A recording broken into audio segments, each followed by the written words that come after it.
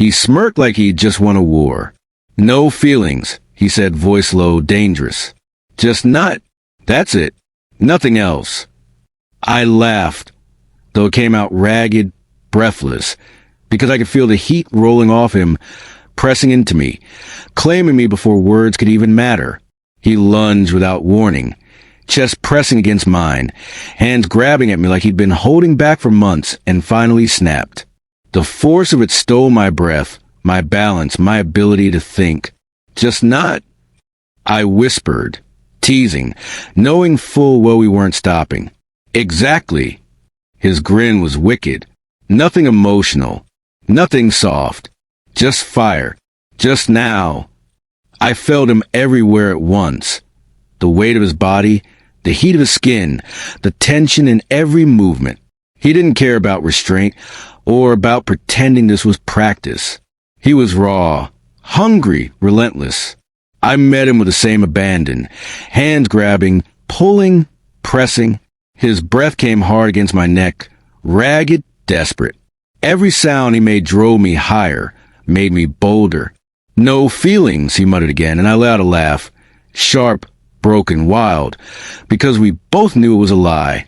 Not that it mattered, not that I cared. All that mattered was the chaos of it, the fire, the reckless, brutal surrender of the moment. We crashed together again, unstoppable, every nerve screaming, and I realized he wasn't holding back, and neither was I. Nothing else existed. Nothing else mattered. Just heat. Just need. Just pure, unapologetic release. And when it was over, if over even existed, he smirked down at me, chest heaving, hair disheveled. No feelings, he said again. I just laughed, and then we went at it again. He didn't stop. Every time I thought he'd take a breath, slowed down, he pressed harder, faster, heavier. His hands gripped me like I was a prize he refused to let go of. Every motion was urgent, raw, and impossible to resist. No feelings, he growled, voice rough. Just now. I laughed, ragged, sharp, shameless. Yeah, that's all you've got. He didn't answer with words. He answered with movement, chest to chest, hands everywhere, a force that left no room for thinking. Only reacting, only gasping, only burning. The heat between us was unbearable. I could feel his pulse against mine, his breath harsh and quick, matching the rhythm of mine. Every glance, every smirk, every shiver told the truth we refused to name. Neither of us was stopping. Neither of us cared about anything beyond the moment. Harder, I managed to choke out, even as I lost all sense of space, control, or reason. He obliged, merciless, relentless, unstoppable. We collided again and again, chaotic, messy. No finesse, no tenderness, no pretending. Every nerve in my body screamed, every muscle tensed, every breath torn from my chest. Nothing but the raw, animal chaos of us. Just nut, he muttered again, smirking down at me. His hands roamed with no thought, but to keep this fire alive. No feelings. Nothing else. I laughed again. Loud, wild, because he was right, or maybe because it didn't matter. None of it mattered. Not the rules, not the world outside, not the promises we'd made to ourselves before this heat. Just this. And then we went at it again, faster, rougher, hungrier, each of us daring the other to stop, each of us knowing neither would.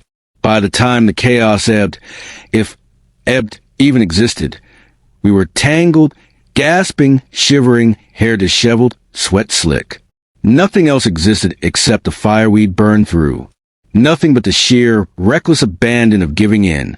No feelings, he said one last time, voice low, smug, still dangerous. I just laughed, because yeah, exactly. No feelings. Just heat. Just need. Just us. By the time he said it again, his voice wasn't even steady anymore. It was hoarse, broken, like he'd been screaming into a pillow. No feelings, he rasped. Just not. But his hands were still on me, still moving, still dragging me back against him like he couldn't stand a second of distance. His forehead pressed to mine, sweat slicking our skin, breath mingling. His smirk was gone now. Only his eyes stayed dark and wild. I dug my nails into his back, teeth catching my lower lip as another wave rolled through me. "Yeah," I whispered, "just not." He growled, actually growled, and thrust back into me like the words themselves were a dare. Everything blurred into noise and heat.